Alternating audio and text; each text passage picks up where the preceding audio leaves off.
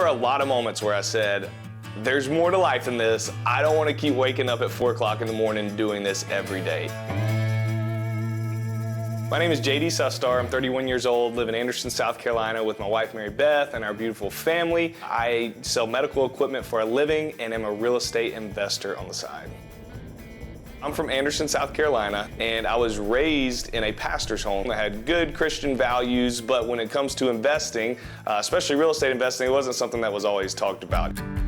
When I was younger, my main focus was baseball. And so after that journey was over and it was time to go into the working world, I pushed that drive towards business. But when you come out of college, you don't have much credibility. So I had to take a job where I could get it. And I knew that Cintas was a great organization to teach you about sales. It wasn't necessarily your traditional sales role to start. I was actually on a box truck, delivering clean uniforms, floor mats, urinal cakes. And it was a grind. I started about 4 o'clock every morning. We get done around 5 or 6. And so I was able to transition into pharmaceutical sales, bump our income up substantially. We got close to the 6-figure mark there. And then I got into medical device sales, and that's where we were able to bump up the income even more. And then also give us money once our finances were stabilized to be able to go and buy properties. Yeah, this is in pretty bad shape. This is this is one of those stories where you have tenants in place who don't take care of the home.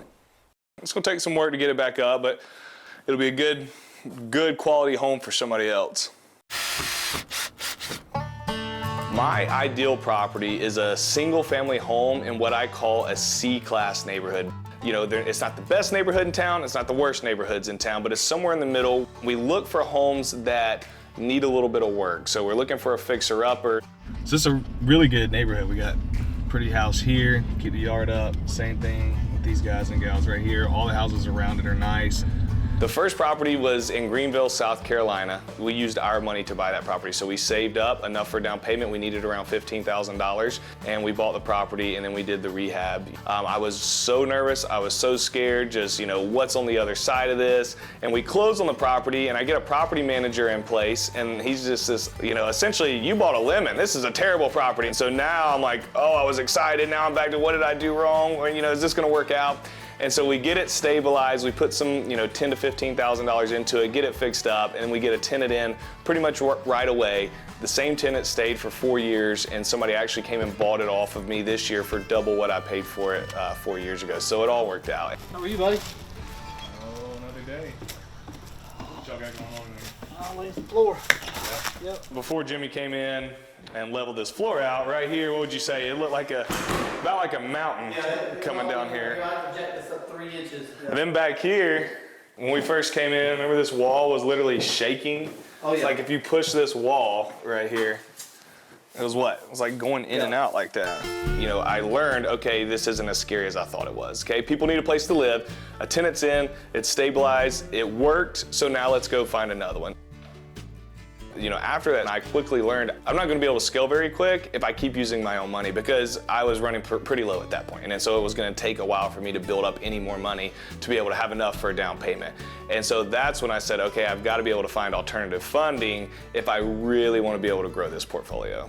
So we plan to rent this out for somewhere between $1,400 and $1,500 a month. And I think we can get it on the market probably in the next 2 to 3 weeks. We're not gonna have an issue renting this whatsoever. Jimmy, our contractor, he said he's already had 3 people come by wanting to rent it already. The way that I've bought a lot of my properties is through private lenders. And so it's people within my network that I'll partner with who they will fund the purchase price, they'll fund the rehab money, and then I will go, and after I get a tenant in place, after it's been rehabbed, I'll go refinance that property with a bank. And the bank will give me 80% of the new appraised value, which will then pay back my private lender. They're paid back plus their fee. I have the property with a mortgage, and then I will just repeat that process with the private lender. Networking is huge at the beginning. And so it takes a little while to build that out, but it's such an important part and aspect of owning real estate to put in that time on the front end to build those strong relationships with people who are going to be able to help you through the process, because you're probably going to need a realtor. You're going to have a lender, and multiple lenders most likely. You're going to need to have contractors, and you're going to need to have property managers and closing attorneys. Jimmy makes working on houses enjoyable. I've been through probably 4 different contractors in the last 4 years. Jimmy, we meet, we talk exactly what needs to be done, and then he goes and does it. You know, when we really started feeling like, hey, we're at this, financial stable place, pretty close to financial freedom, and our family's growing, we decided to take the plunge and buy, I don't want to call it a dream home because we're not tied to one place, but it would be what is considered one's dream home. And so when I started having children, it totally changed my view on finances. Ready?